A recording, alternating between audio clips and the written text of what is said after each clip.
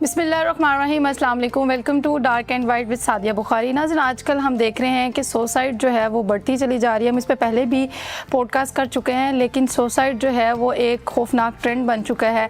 TikTokers को देखें, influencer को देखें तो उनकी तरफ भी यही हाल है। पता नहीं क्या वजह है कि एक सोशल मीडिया की लाइफ है जिसको वो परफेक्ट बनाना चाह रहे हैं और उसमें इनसिक्योरिटी फील कर रहे हैं।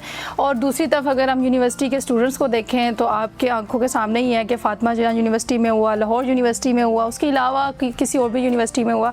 तो ये वाक़यात बढ़ रहे हैं, इस पे बात हो रही है लेकिन उस तरह से अमल भी नहीं हो रहा। आज हमारे साथ मौजूद हैं डॉक्टर मुबशरा जो कि क्लिनिकल साइकोलॉजिस्ट हैं। आज हम इनसे जानेंगे कि ये क्या वजह है, मेंटल हेल्थ इतनी क्यों हमारी वीक हो गई है, हम में क्या सब्र ख़त्म हो चुका है। सबसे पहले thank you for being here today. कैसी हैं आप? Thank you so much Sadia for having me. अल्हम्दुलिल्लाह मैं ठीक। आप बताएं। अच्छा मुबशरा, आपने ये एक हफ़्ता पहले भी एक वाक़या हुआ, सना जावेद का, टिकटॉकर, उनके हस्बैंड ने उनको मार दिया बच्चों के सामने ही। और ये मेंटल हेल्थ की वो कंडीशन आ गई कि आपने अगर वीडियो देखी हो तो बंदा शॉक्ड हो जाता है कि देखी ही नहीं जा रही थी। और फिर उसके बाद खुद भी मर गए। और उससे पहले सना यूसुफ का वाक़या हुआ, फिर एक एक्टर जो अपने अपार्टमेंट में जो थी वो मुर्दा पाई गई।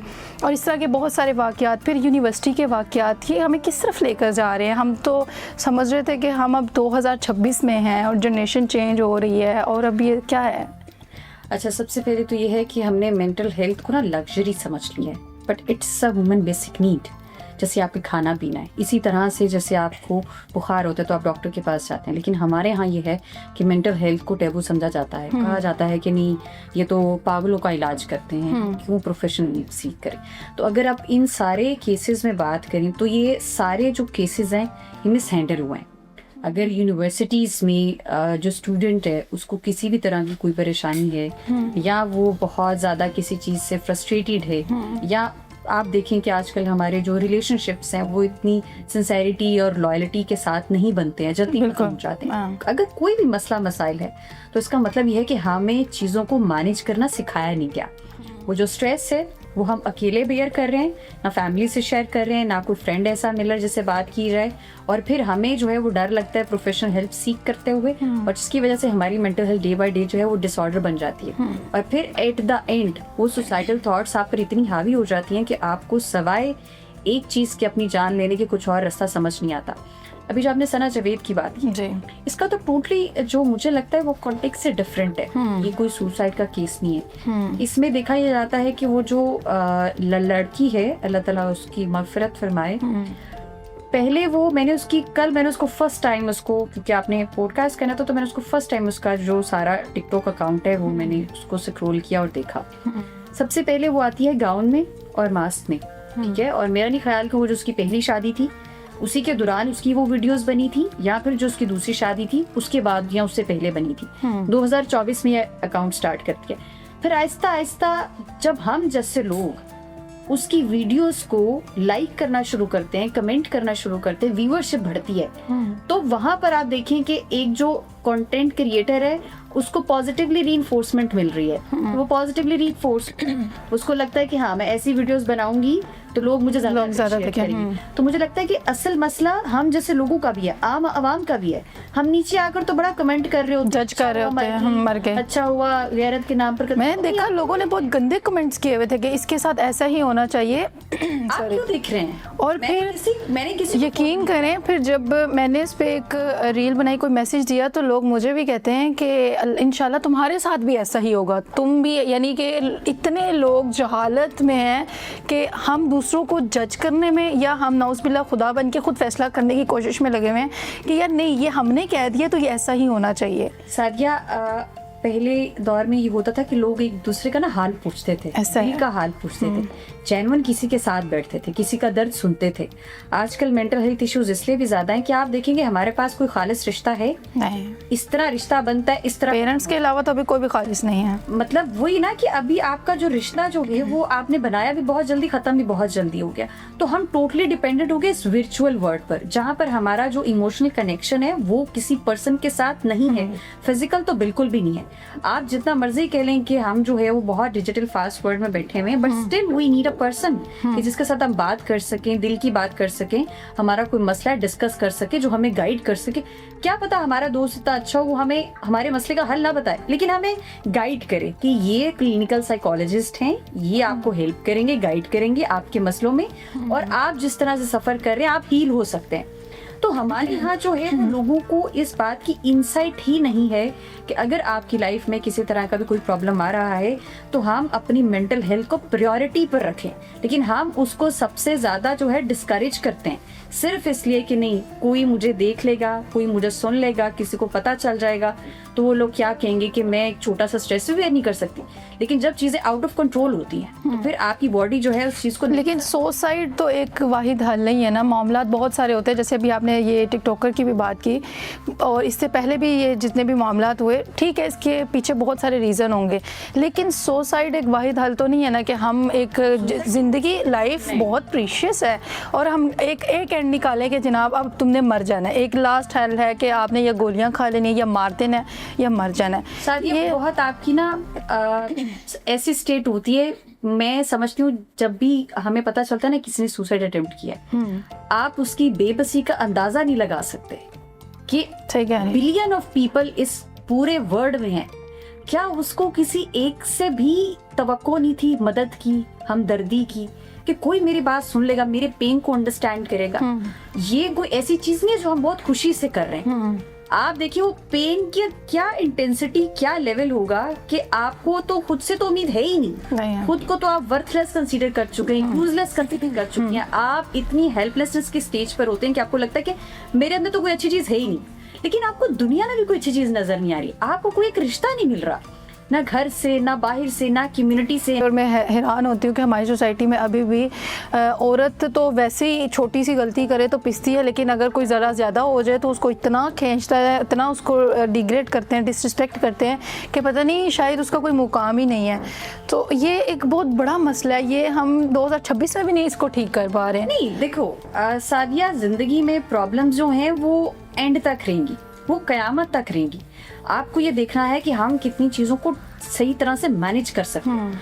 सोशल मीडिया जो है वो कोई बुरी चीज नहीं है, सोशल मीडिया जो है वो आपके लिए बहुत एक अच्छी प्लेस है कि जहाँ पर आप अपने कंटेंट को शेयर कर सकते हैं, पॉजिटिव बात कर सकते हैं, ग्लोबली कनेक्ट हो सकते हैं, इसके बहुत ज्यादा पॉजिटिव बेनिफिट्स हैं। लेकिन अगर हम किसी चीज का मिसयूज कर रहे हैं, अगर हम नॉन प्रोडक्टिविटी में इन्वॉल्व हो रहे हैं, और समटाइम्स ना कंटेंट क्रिएटर्स हैं ये जब इस लाइफ में एंटर होते हैं ना, आहिस्ता आहिस्ता देखते हैं कि अच्छा फलां का कंटेंट जो है वो कैसे बिक रहा है, फॉलो कर रहे हैं, वो फलां को जो है वो उसकी वीडियो कैसे ज्यादा वायरल हो रही है, अपनी बॉडी, अपनी ड्रेसिंग, अपना फेस रिवील करके।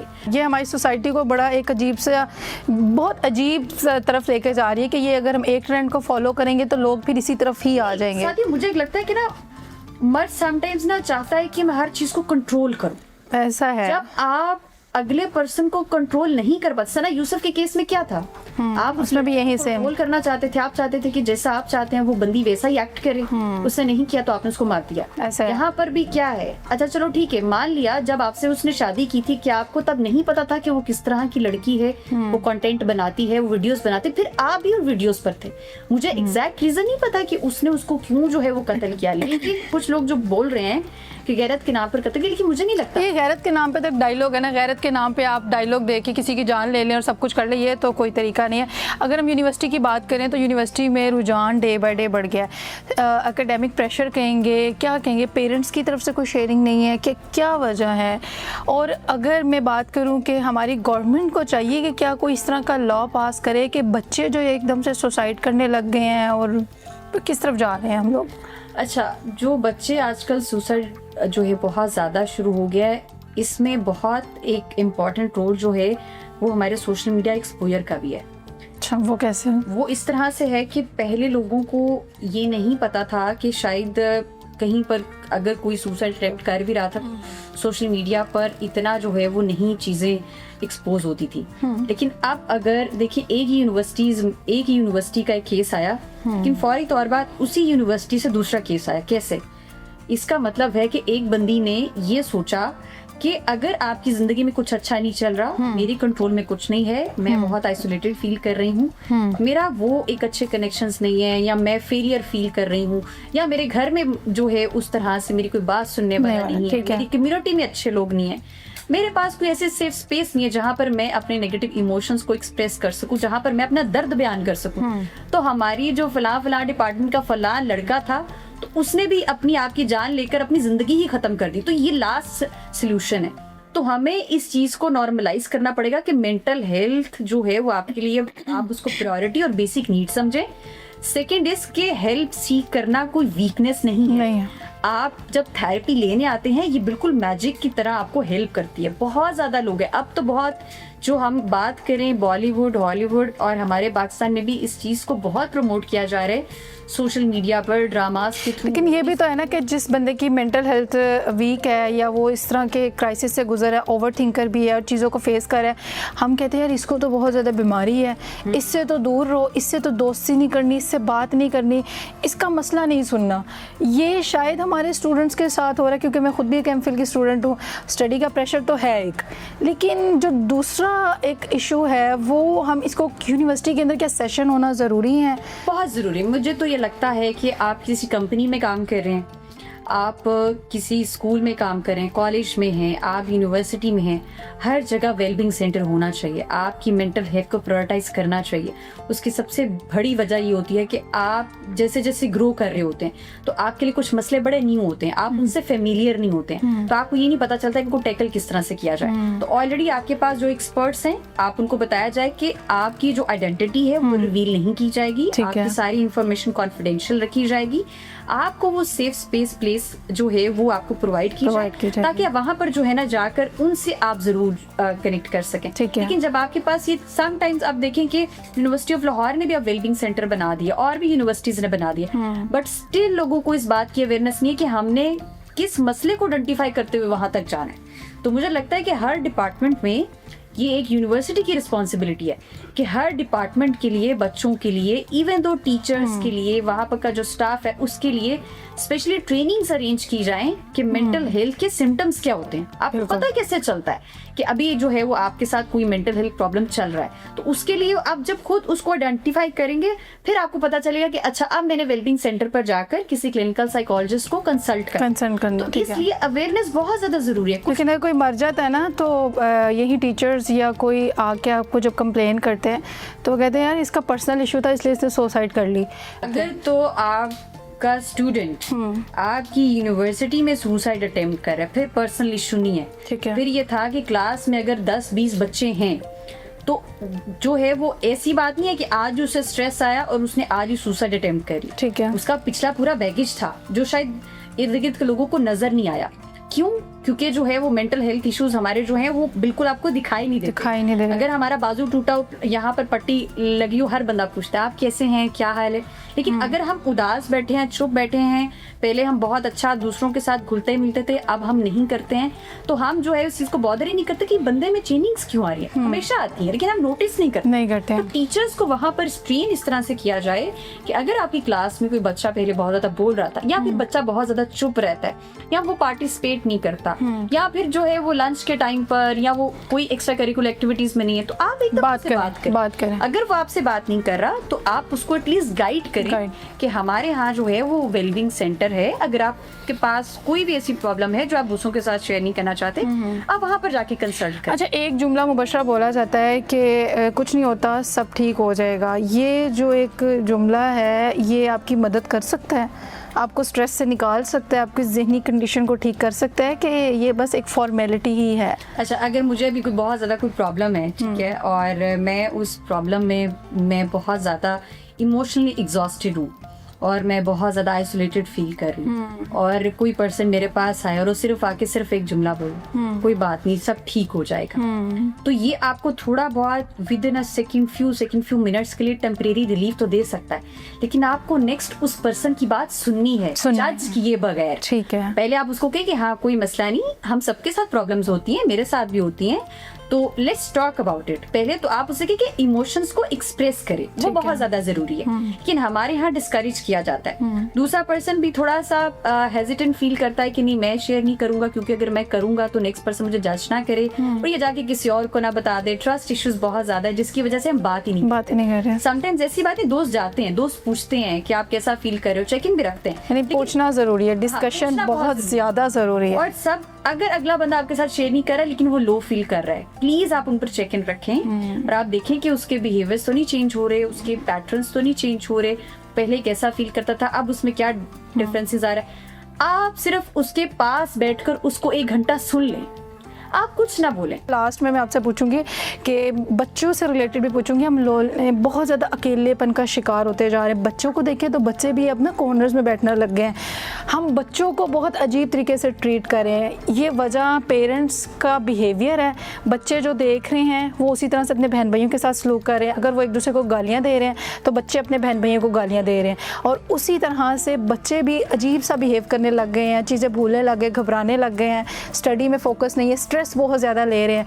और यही चीज़ें क्या उनकी तरबियत को ख़राब कर रही हैं? हम इसको क्यों इग्नोर कर रहे हैं? हम किस तरह से ठीक करेंगे? अच्छा, सबसे पहली तो बात है कि हमारे जो आजकल बच्चों की तालीम है उसके ऊपर बहुत फोकस है, उन्होंने इन्फॉर्मेशन कैसे गेन करनी है इसके ऊपर बहुत फोकस है। मेरे बच्चे को कितना पता है, मेरे बच्चे के कितने ए ग्रेड्स हैं, हमें हमारा इस पर बहुत फोकस है। लेकिन हमारा बच्चा इमोशनली कितना हेल्दी है, हमारा बच्चा मेंटली कितना हेल्दी है, हमारा बच्चा सोशली कितना हेल्दी है, उसकी एक्टिविटीज क्या हैं, वो मेंटली कितना पीस में है, ये हमने पूछना और जो है ना वो एवेलुएट करना छोड़ दिया। सबसे पहले तो जो पेरेंट्स हैं उनका काम ये बनता है कि अपने बच्चों के साथ जो है ना कम्युनिकेशन जो है उसको बहुत बेहतर करें। बच्चों और आपके पेरेंट्स के दरमियान जो जब कम्युनिकेशन आती है, और मैंने यूजुअली ये भी देखा है कि बेटी ऊपर है और माँ नीचे है, तो आपकी जो चैट हो रही है वो भी आपकी व्हाट्सएप पर हो रही है। तो बल्कि एक क्लाइंट पे ये स्टोरी सुनी कि जब उसकी शादी हुई तो उसने कहा जब मैं उस घर में गई तो मैंने देखा कि मेरी जो सास है वो एक कमरे में और ससुर दूसरे कमरे में है। तो मेरे हस्बैंड ने भी कहा कि हम लोग जो है वो मतलब कि आफ्टर डिनर और सब कुछ जो है वो बैठने के बाद आप सेपरेट रूम में सोएंगी, मैं सेपरेट रूम में सोऊंगा। अच्छा। अब उसके बाद 4 बच्चे हैं, अब बच्चे क्या देख रहे हैं कि माँ सेपरेट है, अब्बास जो है वो सेपरेट है, दादी सेपरेट है, दादा वो सेपरेट है। तो आप वहाँ पर जो है वो ह्यूमन कनेक्शन और जो आपकी इमोशनल बॉन्डिंग थी वो कैसे बिल्ड होगी, वो जो कनेक्शन जिसमें आपने सेफ फील करना था। आप तो ये घर में अनजान लोगों की तरह रह रहे, आप तो बिल्कुल ऐसे जैसे गेस्ट हाउस में रह रहे हैं कि हर बंदे का अलग अलग रूम है।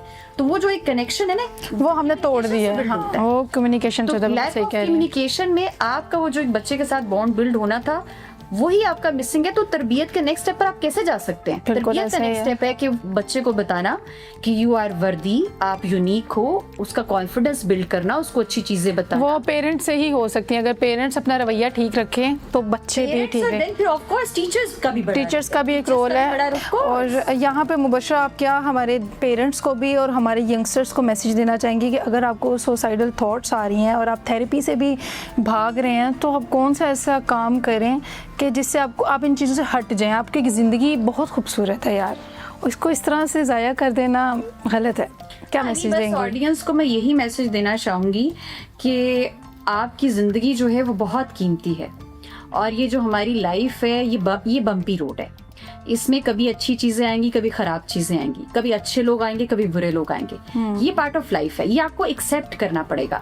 लेकिन उसमें आपने क्या करना है, उसमें आपने ये सबसे पहले सीख लेना है कि मेरी जिंदगी में अगर कोई इस तरह का स्ट्रेस आएगा तो मैंने उसको मैनेज किस तरह से करना है। आप प्लीज अपनी टीचर से हेल्प लें, आप प्लीज अपने दोस्तों के साथ कनेक्ट करें, और मैं आपसे प्लीज रिक्वेस्ट करती हूँ अपनी जिंदगी में हेल्दी, प्रोडक्टिव, अच्छे लोग जरूर रखें जो आपके मुश्किल टाइम पर आपके साथ हो। सिर्फ पार्टीज और फन करने के लिए जहां पर आप लोगों को कनेक्ट करते हैं वहां पर आप ऐसे लोगों से भी कनेक्ट करें जो आपके मेंटोर्स हों।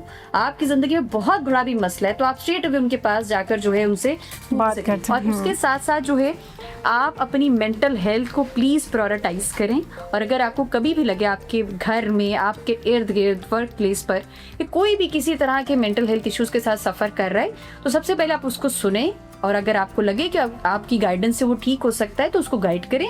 और उसके बाद अगर आपको लगता है कि ये एक बहुत सेवेरिटी की तरफ जा रहा है तो प्लीज़ आप उसको किसी क्लिनिकल साइकोलॉजिस्ट के पास रेफर करें, ताकि ऑन टाइम जो है उसका ट्रीटमेंट हो सके और वो अपनी ज़िंदगी को बेहतर तरीके से गुजार सके। थैंक यू सो मच, आपने इतने सेंसिटिव टॉपिक पे बात की और हमारी सोसाइटी में इस पे बात की जाती है लेकिन इसे इग्नोर भी किया जा रहा है। लेकिन दिखाई दे रहा है कि यूनिवर्सिटीज़ में अब हमारे स्टूडेंट्स जो हैं वो इस पे बात करने लग गए हैं और वो नहीं चाहते हैं, इस बात की बहुत एक्सेप्टेंस, हाँ, और वो नहीं चाहते हैं कि हम अपनी ज़िंदगी को इस तरह से ज़ाया करें। अपना फीडबैक हमें ज़रूर दीजिएगा। इसी के साथ सादिया बुखारी को इजाज़त दीजिए। अल्लाह के बाद।